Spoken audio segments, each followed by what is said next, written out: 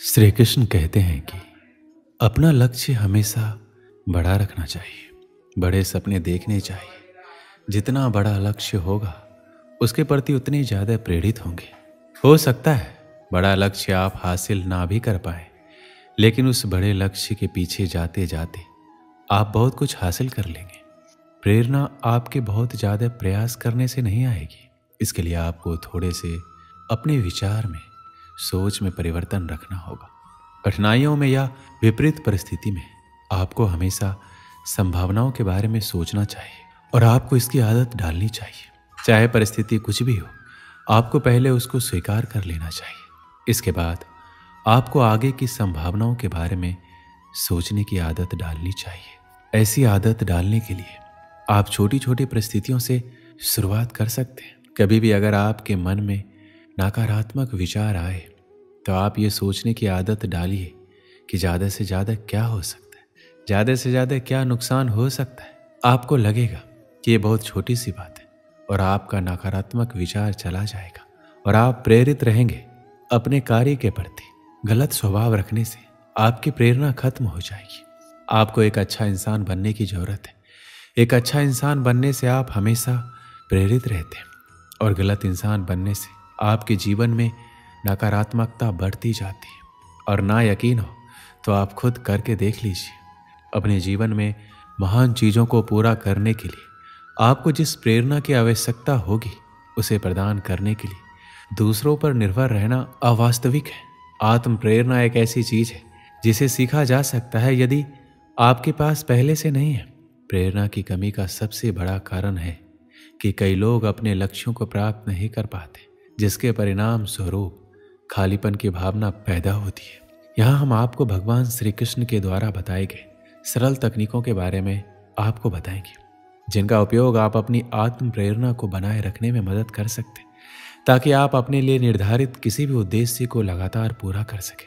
अपने आप को लगातार याद दिलाना महत्वपूर्ण है कि आप किसी विशेष लक्ष्य या उद्देश्य का पीछा क्यों कर रहे हैं। ये उन लक्ष्यों के लिए विशेष रूप से सच है जिन्हें हासिल करने में दूसरों की तुलना में अधिक समय लग सकता है। बहुत प्रयास करने और वांछित परिणाम ना देखने के बाद प्रेरणा खोना सामान्य है। लाभों के बारे में खुद को याद दिलाना अपनी प्रेरणा को पुनर्जीवित करता है, ताकि आप अपने उद्देश्यों को पूरा करने के लिए करीब जा सकें। हो सकता है किसी के लिए सबसे बड़ा मोटिवेशन सपने हो, लेकिन क्या आपका ये मोटिवेशन उस समय भी बना रहेगा जब आपके सपने पूरे हो जाएंगे?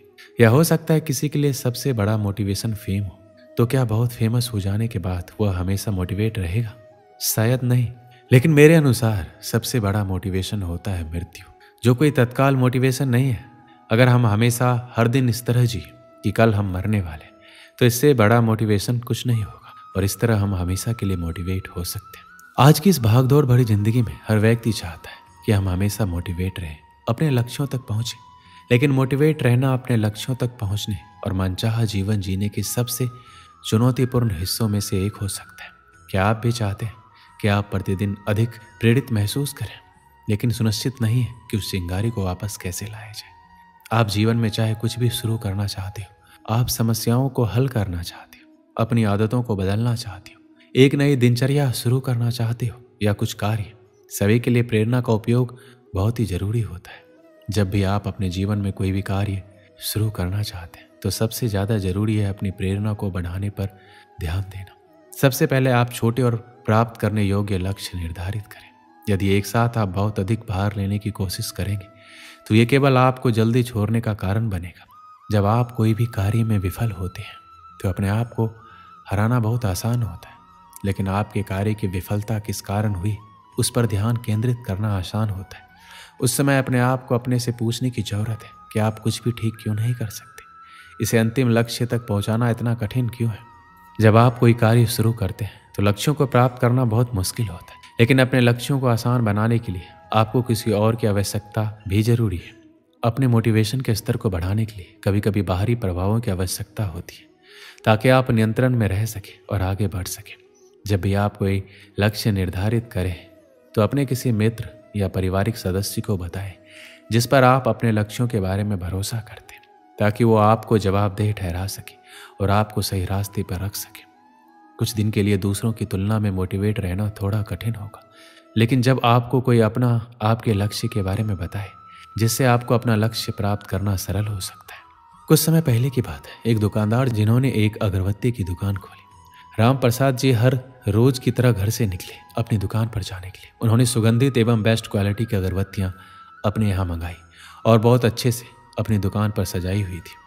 राम प्रसाद जी एक नरम किस्म के व्यक्ति थे। उनका व्यवहार भी अपने ग्राहक के साथ बहुत अच्छा था। उनका नरम स्वभाव के कारण और उनके यहाँ की अगरबत्तियों की क्वालिटी के कारण धीरे धीरे उनकी दुकान जम गई। उनके यहाँ हर रोज अच्छी बिक्री होने लगी और उन्हें अच्छा खासा मुनाफा भी होने लगा। सब कुछ बहुत अच्छे से चल रहा था। सेठ जी दुकान की कमाई से बहुत खुश थे। अपनी दुकान के बाहर उन्होंने एक बड़ा सा बोर्ड लगवाया हुआ था। उसमें लिखा हुआ था, हमारे यहाँ सुगंधित अगरबत्तियां मिलती है। एक दिन एक ग्राहक आया, उसने वो बोर्ड पढ़ा और बोलने लगा, सेठ जी मुझे इस बोर्ड में कुछ गड़बड़ी लग रही है। सेठ जी भोले वाले थे, पूछने लगे, क्या हो गया, आपको क्या गड़बड़ी लगी? मैंने तो वही लिखवाया है जो मैं यहाँ बेचता हूँ, इसमें क्या गलत है? जवाब में उस ग्राहक ने कहा कि आपने लिखवाया है कि हमारे यहाँ सुगंधित अगरबत्तियां मिलती है, तो आप मुझे बताइए कि आपने कहाँ सुना है कि अगरबत्तियां दुर्गंधित होती है? अगरबत्तियां तो सुगंधित ही होती है, इसलिए आपने जो लिखवाया है हमारे यहाँ सुगंधित अगरबत्तियां मिलती है, इसमें से सुगंधित हटवा दीजिए। बेचारे सेठ जी भी भोले वाले इंसान थे। उस ग्राहक की बात में सेठ जी आ गए और सोचने लगे कि बात तो सही कह रहे हैं। उसने बोर्ड से सुगंधित शब्द हटवा दिया। अब उसके बोर्ड पे लिखा हुआ था, हमारे यहाँ अगरबत्तियां मिलती है। फिर सब कुछ ठीक चल रहा था। अभी भी दुकान अच्छा खासा मुनाफा कमा रही थी। कुछ समय के बाद एक और सज्जन आए। उन्होंने बोर्ड को पढ़ा तो अपना ज्ञान देने लगे। सेठ जी, आपके बोर्ड में कुछ गड़बड़ी लग रही है। तो सेठ जी अब इस बार उस ग्राहक की बात को भी गौर से सुनने लगे। उन सज्जन ने अपनी राय रखते हुए बोला, सेठ जी आपने लिखवाया हुआ है कि हमारे यहाँ अगरबत्ती मिलती है, तो इसमें हमारे यहाँ का क्या मतलब है? अगरबत्ती की दुकान आपकी ही तो है, आपके यहाँ ही तो मिलेगी, और किसके यहाँ मिलेगी? ये जो दो शब्द है ये कुछ जम नहीं रहे। मेरा मानिए तो इन दोनों शब्दों को हटा दीजिए। अब इस बार सेठ जी भी सोच में पड़ गए। सोचने लगे, बात तो ये सही कह रहे हैं, सिर्फ हमारा दुकान ही तो है, हमारे यहाँ लिखवाने का मतलब क्या बनता है? अब इस बार फिर उन्होंने पेंटर को बुलवाया और बोर्ड पर से हमारे यहाँ शब्द हटवा दिया। अब उस बोर्ड पर केवल अगरबत्तियां मिलती है यही लिखा हुआ था। कुछ 15-20 दिन बीते होंगे कि एक और ग्राहक आए और बोर्ड को देखकर अपनी राय देने लगे कि सेठ जी अगरबत्तियां मिलती है क्यों लिखवाया है? सबको दिख ही रहा है अगरबत्तियां रखी हुई है, तो मिलेंगे ही ना। ऐसा तो नहीं है कि नहीं मिलेगी, तो ये लिखवाने का क्या मतलब? मेरी मानिए तो इन दोनों शब्दों को हटा दीजिए। सेठ जी ने फिर से पेंटर को बुलवाया और उन दो शब्दों को भी हटवा दिया। अब वहां सिर्फ अगरबत्तियां ही लिखा हुआ था। 1-2 महीने ही बीते थे। एक दिन एक और सज्जन पुरुष आए और बोर्ड देखकर कहने लगे, साहब आपने इस पर अगरबत्तियां क्यों लिखवाया हुआ है?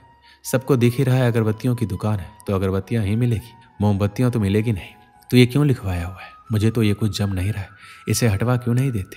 लिहाजा फिर से पेंटर को बुलाया गया और अब अगरबत्तियां शब्द को भी हटवा दिया गया। अब बोर्ड पर कुछ नहीं लिखा था, बिल्कुल खाली हो गया था वो बोर्ड। कुछ महीने बीते।